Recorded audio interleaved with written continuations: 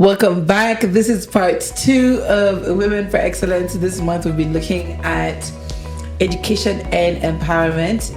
Joining us on this episode, we have Kellen Nyawira. Again, it's been amazing looking at HR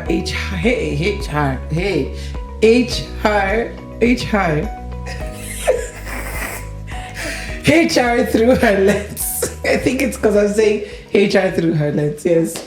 So it's amazing looking at HR through her lens and just getting to understand the inner workings of how you bridge the gap between the employer and the employee. Now, there's one thing you mentioned in the previous, in part 1, which was mentorship. And I was telling you that when we were going through school, like these things were said, have a guidance and counseling office. And it's meant to guide you into your next journey, right? Like what you're supposed to do. I don't know if you had that, but join you, kind of like, train you or, get your thoughts on what you want to do in life. A lot of us left school not knowing which path we wanted to follow. But even as we got into that and got into the workspace, again, you're going in green, you're going in naive. And I was talking to one of the panelists during the Dada Soko conference. And she's a good friend of mine. And she is one of the most confident people I know. Like she can talk to even a president of a country like their peers. And she'd be able to sell even, a piece of paper for salt to that person because of how much confidence she gets. And then she told me it's because when she got into the workplace, the boss saw something in her and was like, aha, I know who to put you with. I'll put you with this lady. And that lady exuded the same amount of confidence. And she was able to learn how to speak, how to present, how to sell. So I found myself almost jealous at, she got the opportunity to go through mentorship and gain that confidence as she got into the workspace. So with that being said, how important is mentorship? I would say mentorship in big lines, it shortens your journey. And how that happens is because you learn from someone else.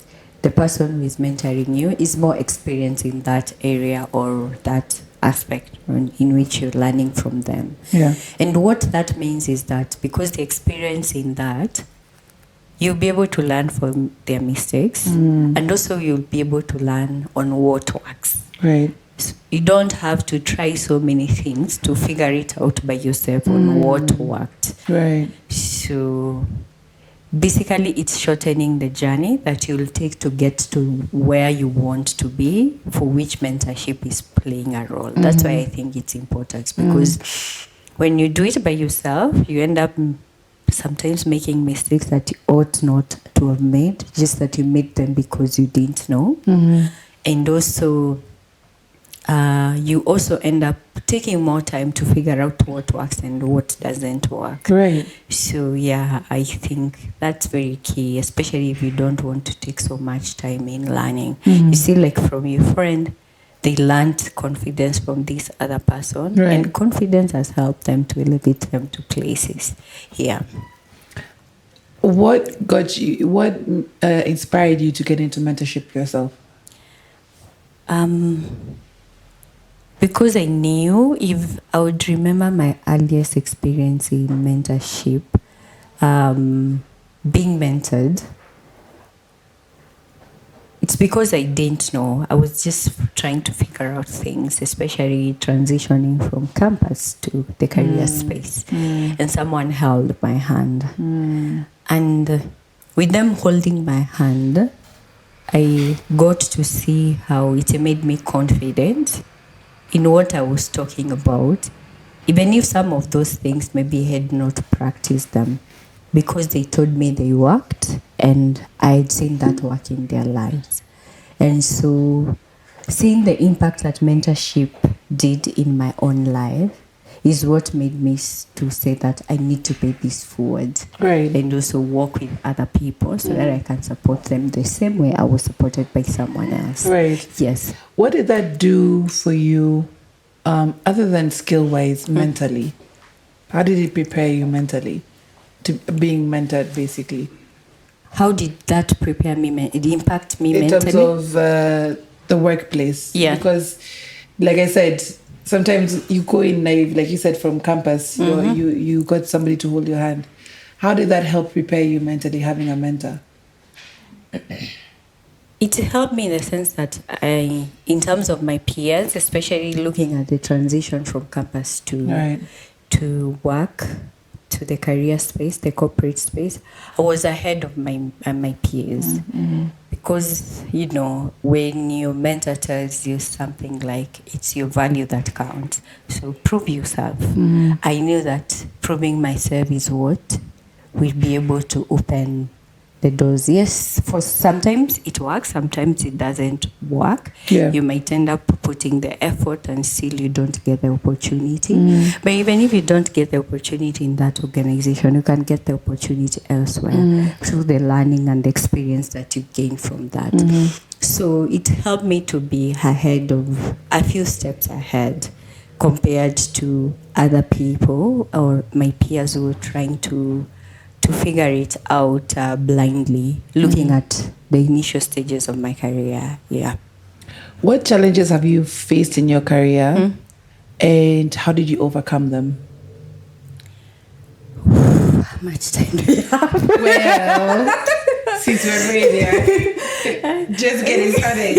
Speak on it. How much time do we have to talk of the challenges? There are many, but if just I would highlight even their consciousness bias.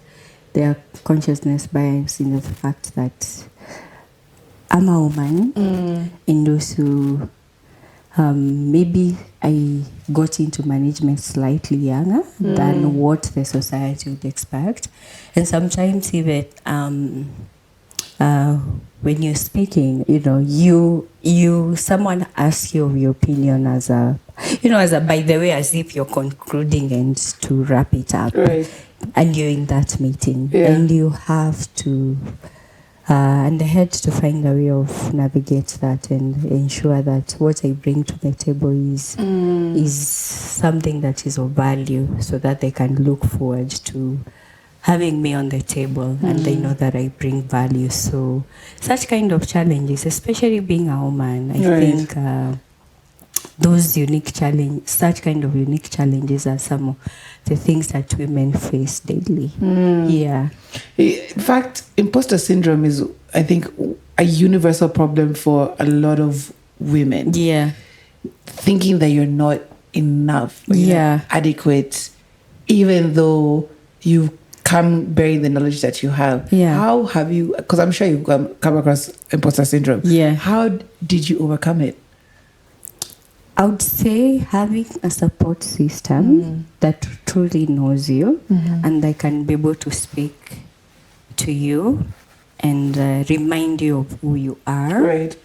And even mentors, because they'll constantly remind you of who you are. And so when you go to those spaces, you remember that I'm not going to shrink myself. What I bring to the table is important and it's valuable. It's the reason why I'm here. Right. But it takes a little more effort, honestly, because you have to fight the voices in the society, the cultural voices that are within that room, Right. of how they perceive women. Yes. So yeah, with that, it's not easy. It's better said than done. Yes. But it's something that is doable. It's something that I believe as a woman I have to keep on reminding myself whenever I find myself second guessing myself or feeling as if I don't deserve to be here. Right. And also trying to figure out why is it that I'm feeling that way. I'm already here. So why do I feel that I don't deserve to be here? And going through that and dealing with that. Yeah. What does your support system look like? what is my support system looks like? Yeah, I have some girls who have known me for a very long time, over a decade. Okay. And also family who are always there for me. I know no matter where I go, my family will always be there for me. Whatever happens, Right. I know they will always be there for me.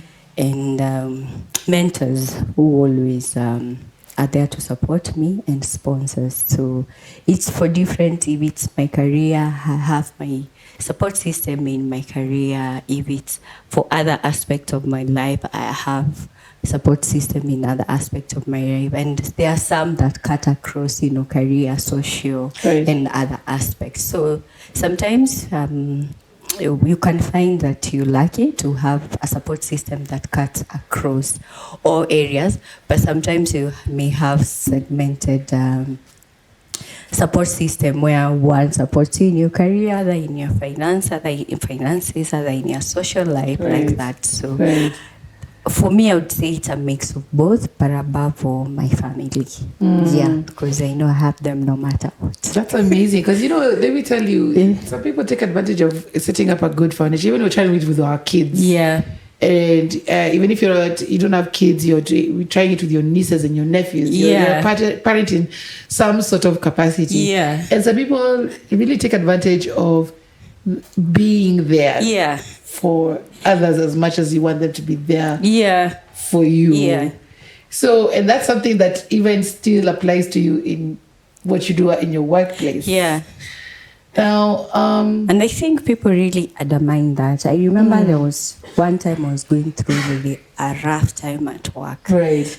And I remember my mom called me and told me that, that you can still come home. Oh, wow. Yeah. Wow. So she was like, you can still come home if you want to go home. Right. If you want to come back home and you feel that the job is too tough and you can't take it, you can still come home. You're my daughter. Right. And I was like, wow, at least.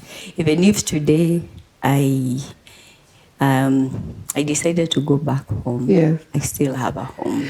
Absolutely. Yeah. The time I was interviewing a certain young lady, she's a director, she said, a stay-at-home daughter. And I found that so hilarious, but I was like, but you still have the ability to go back home and not feel ashamed about it. Yeah. And there's a lot of things that people take for granted, because even the people who are living abroad, you're expected to send money home. Yeah. Nobody knows your state of mind. Yeah.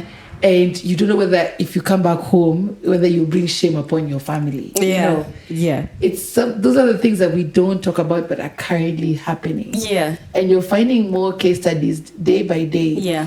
Where people are languishing, and unfortunately, they end up not coming back home because they don't feel they're adequate enough for their people. Yeah, yeah. And I think we make, really, to digress a bit, I think we really make a big mistake when we try to quantify or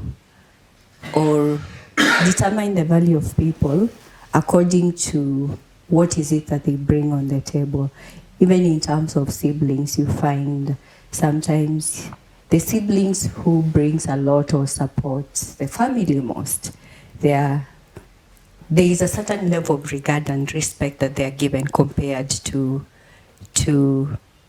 other siblings. But if you look at it deeply, it's because we're giving them that because of what is it that they bring there to the table, not really because of who they are. Right. If that is taken away from the table, we'll not have the same regard that we have for them as we had. It's because of what they're bringing to the table. But also that interferes with them in terms of the support system, because they feel that there is the weight of the family on my shoulders. And we're living in an African society whereby, there are so many dependents that are depending and relying on you. Right. And therefore, it limits the choice that you have in terms of making decisions. Yeah, even in your career, sometimes you have to stick it through because of the weight on your shoulders. Right. Yes. Right. Because of the support that of the people who you're relying on, and so that is very true. Then that also comes down to fostering healthy environments in the workplace. Yeah. Do you in your workplace encourage a mental health space? Yeah. Nowadays, there are companies that have mental health days. Yeah. I've come across a lot of Gen Xers and baby boomers who are like, what is that? Yeah. We never had that.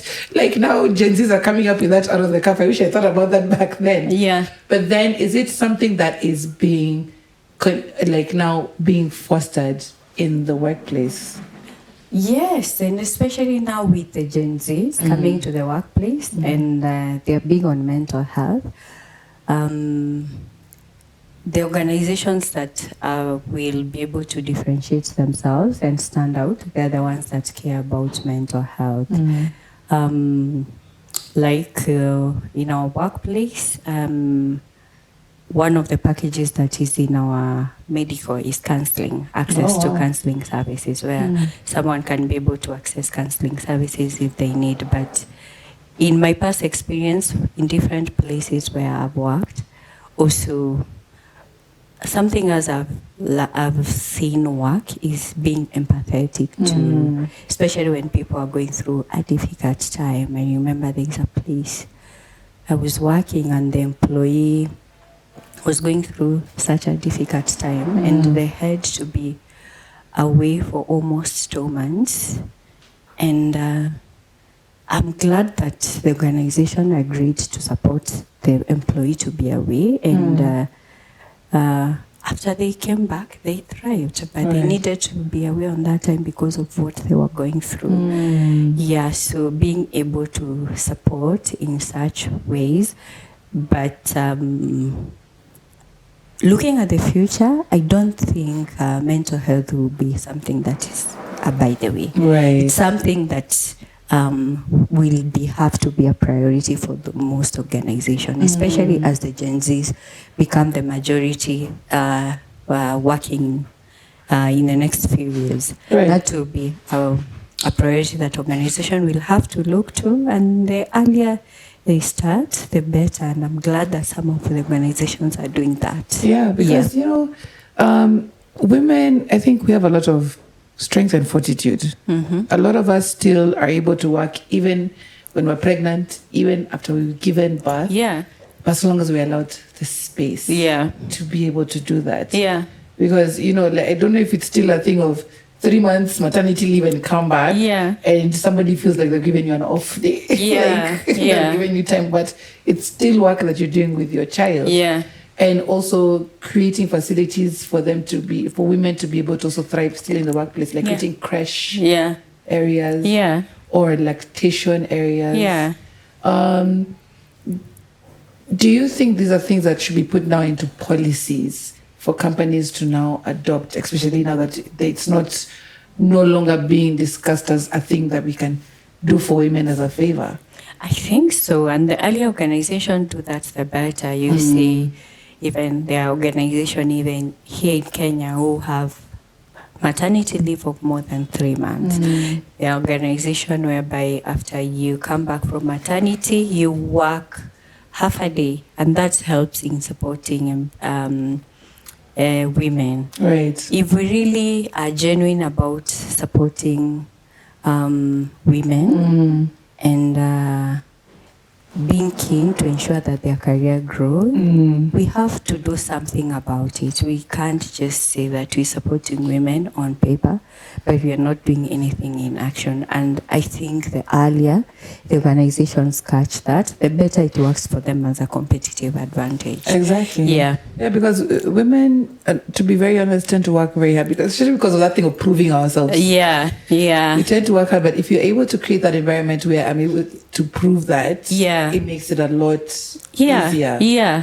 Speaking of motivation, what would you say in both private and NGO sector have been the best motivators that you've come across?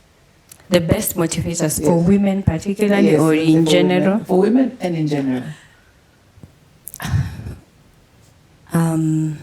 Creating a conducive environment for your employees, that would look different for different organization, depending also on age brackets of the people that you have in the organization, because different age brackets are motivated differently. Right. You know, as we were talking earlier, I was asking you, what do you feel motivates Gen Z? And you said money. So, yeah, looking at what is it that that motivates different people, and putting that into practice. Sometimes I feel we do a disservice when we think motivation is one size fits all, and then we have, okay, this is what we are putting in place to motivate our employees, but that may work for some and that may not work for some, Right. and maybe for those ones it might not work for are your best employees, and they end up leaving. So especially, I think an easier way is looking at what are the different generations that you have in the workplace. And looking at what is it that motivates them and putting that into place. Right. I've had some employees things like pension, having pension. Right. I've had some, especially the young people, they're like, can I be given my money? Me, I need my money now. Right. You don't have to put in a pension scheme. Just give me now. I'll know I can invest better. Right. Yes. Yeah. So, you know, or they are like, okay, for me, I think extra leave days would be able to motivate me, or working remotely so that I can be able to travel to any part of the world. Yes. And so it's not one size fits all. Different motivators. You're absolutely right. Yeah. So you might maybe say that you encourage employees to work remotely, but maybe for the older generations, that for them it's Sitting at the desk, saying I'm going to work. Yeah, Punching in numbers. Yeah, so that might not work for them. So Yes. just look at the demographics of what you have, Yes. and then find out what motivates I like them. that, yes, because even in our capacity, there's those guys who are happy coming every day. There are those who are like, okay, just give me at least one day Yeah. where I can breathe, even if it's during the week, and then I can come and give you my all. Yeah. And now we've had to learn how to navigate between that, so that, okay, if they need Monday off, what do I do within that time, or who do I place within that time? Yeah. And yes, creating different motivators, I think, creates the most productivity out of the entire workforce. Yeah. And creating a working and well-oiled system, so that one depends on the other, and they're able to rely on each other. When one is out, the other one is picking up. Yeah. Yeah. Yeah. I love that. Yeah. Now, I wanted to do a few quick fires because we're almost at the end. Yeah. I just wanted to get your ideas on a few things. Okay. So, if you had to pick mentorship or scholarships, which would you go for? Mentorship. Mentorship. Yeah. And over non-academic skills, what do you think every girl should learn in school? One non-academic skill, being confident in their skin. Yeah. Yes. Yeah. Yes. Okay. Let me do a couple more. What do you think is harder to break in terms of ceilings at the work? Cultural or ceilings, or at home type ceiling? So that you mean the ceilings at work or the ceilings at home? Let's say both. Which one is harder to break? Ceilings at work or ceilings at home? Because for women, there are expectations both ways. I'd say maybe society, the culture, because you see for the organizations that they are coming up with structures to support women to be able to break the ceiling. There is support, there is mentorship, there is motivation. But when it comes to culture, there are no structures. It's what we found, and it might take longer to change perspectives of people. So I think the cultural one, that might be harder. Right. Yeah.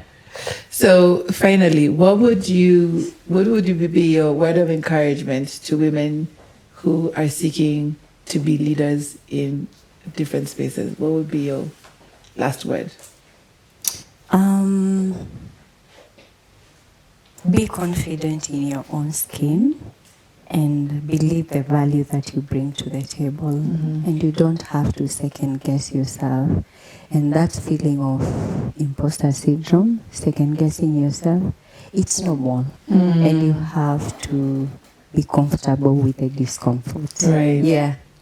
I loved this session. Thank you so much for being here with us, Kellen. Thank you. I hope you guys enjoyed the session as well. We'd love to host you again sometime in future. Thank you. And all the best. Thank you. It was a pleasure. I enjoyed having a conversation with you. Thank you. Guys, this has been Women for Excellence in partnership with Dada Soko Plug and Icon Radio. Remember, you can catch the episode on YouTube as well as Spotify and Apple Music and all other DSPs. We're going to be having our next theme around breast cancer awareness. Yes, it is that month. So look forward to an engaging and fantastic session with the women who are coming on to the show. If you'd like to reach out to us, be sure to hit us up on any DMs on any of our platforms. Till then, we'll see you on the next episode.